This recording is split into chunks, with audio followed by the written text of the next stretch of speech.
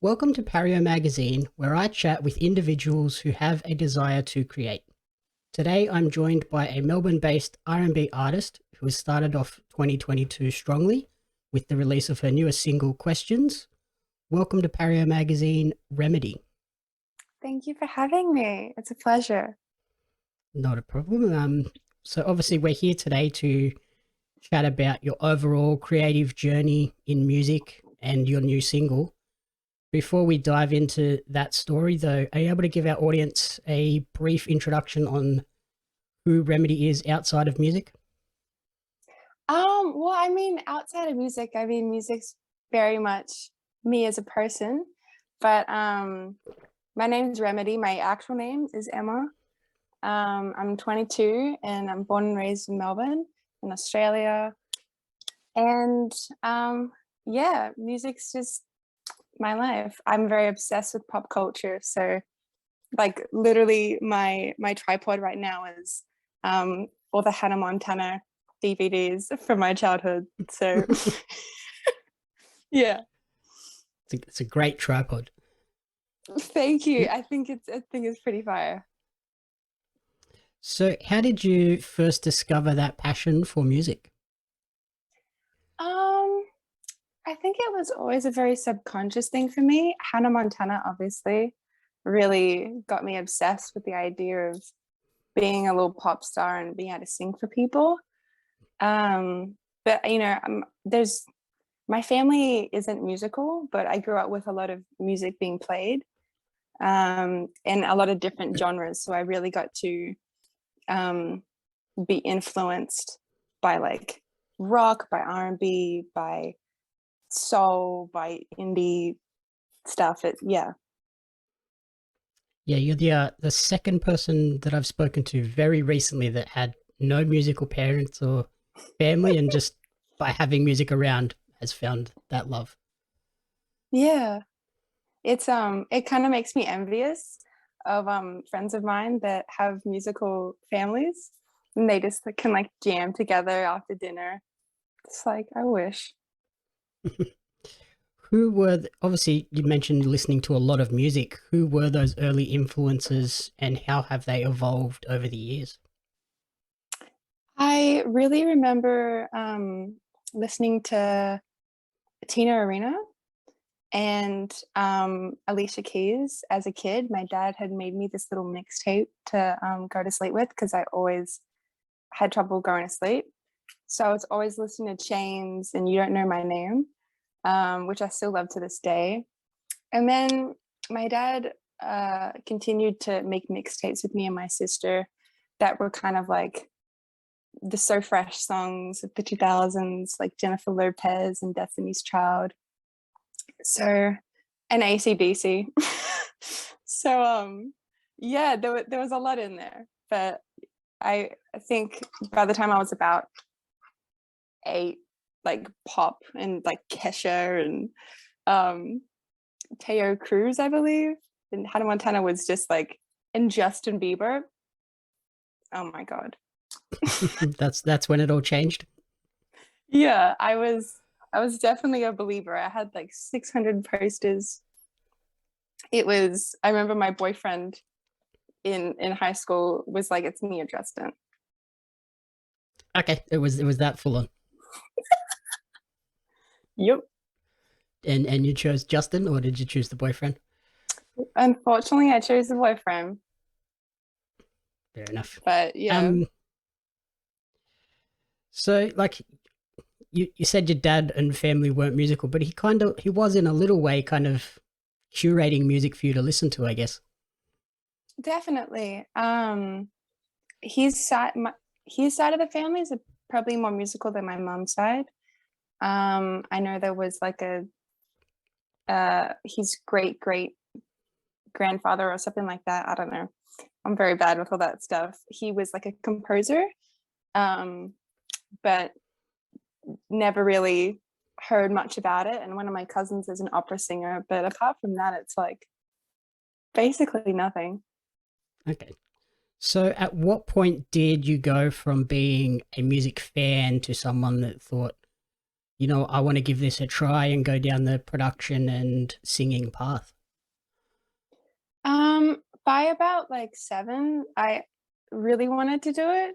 I was writing songs in like grade 2 or 3 that were inspired by Hannah Montana, but because of like my ADHD and these learning disabilities I had undiagnosed, I couldn't like comprehend lessons. So I only really started getting vocal lessons a couple years ago. So I'm still like technically new to it, but it's always been my thing. Was music sort of something that you could do despite those limitations with the learning difficulties? Passion wise, I was there. Talent wise, I sounded like shit.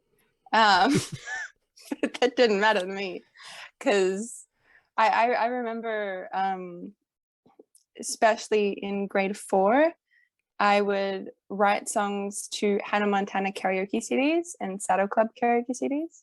It was like the Y2K type beat from YouTube kind of vibe. And I'd perform these songs about guys I really liked to the class. So I yeah, it never seemed like something impossible. When you're a child, you don't really understand that like that's such a hard thing to do. Yeah, but fully pursuing it by about 19.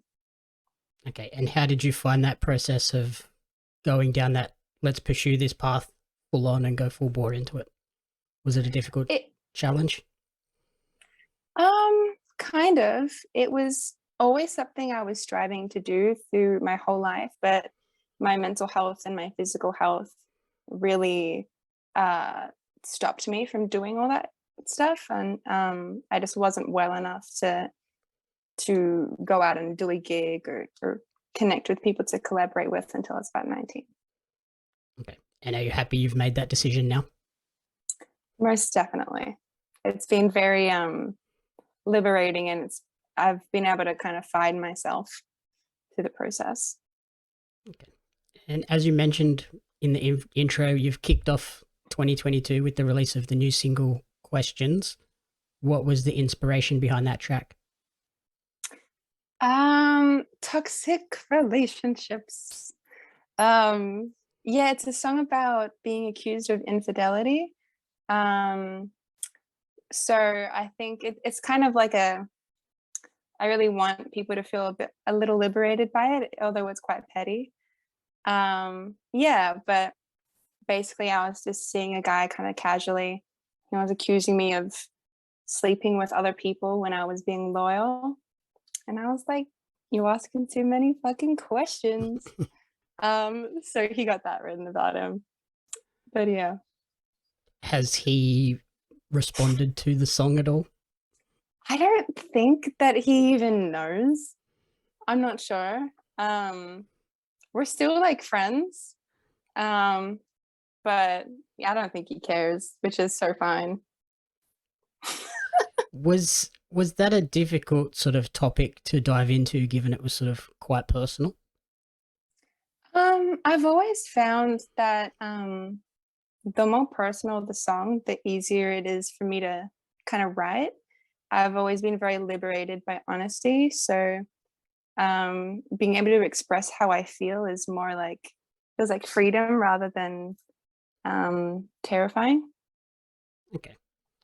And this month's issue of Pario magazine is our annual International Women's Month edition.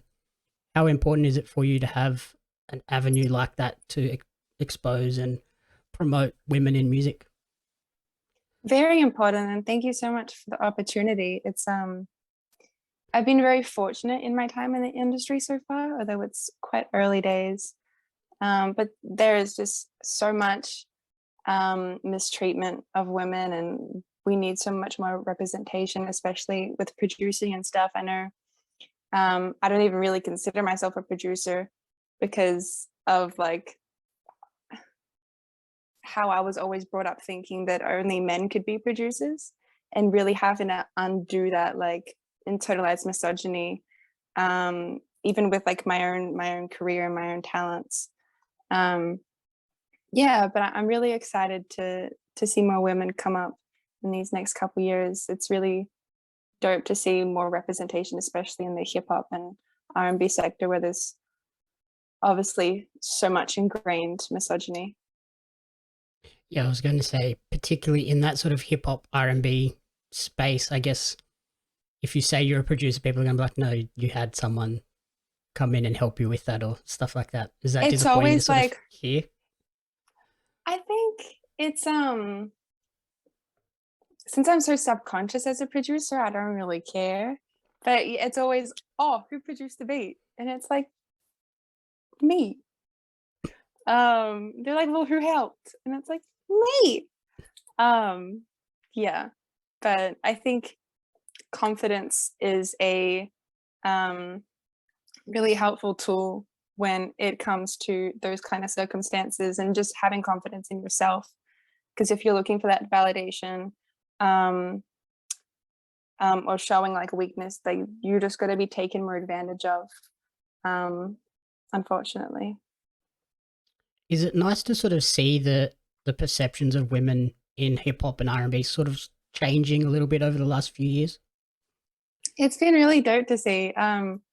Megan Thee Stallion and Doja Cat, I feel like I've just picked up the pace so much in putting a platform on for women. Um, and they're like the biggest stars in the world right now. Um, yeah. And how proud are you of being just a confident woman in this genre for young girls to look up to? How proud am I? Yep.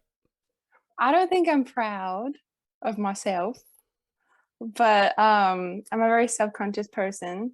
Um, but I mean, I really hope that I can liberate other women to chase their dreams, and um, not give a fuck about what other people are going to say, um, or think. It's yeah, that'd be really nice, because I know a lot of women have helped me in my life to get to the point where I am now. I guess that's the sort of the big message for young girls. Just chase what you love and forget what anyone else ever says about it. Yeah, just trust yourself, trust your gut, and just have faith that it'll fall into place. And then looking ahead, what else is on the horizon for yourself in 2022? Um, this little EP I've been working on, that Questions and songs like 613 are a part of. But I had a little vocal injury in December, so I'm just going through rehab until I can go back into the studio and finish it. Yeah, and hopefully doing my first ever headline show. I've never actually done my own show, so that'd be really exciting. Yeah, and just collaborating, figuring out my sound. I've found I really like exploring sounds, but I've never really stuck to one thing. So I think that'd be a big goal for this year. Okay. Have the last sort of couple of years been a good opportunity to experiment with new music and actually spend the time to cement, hey, this is the EP I want to put out next and work on that?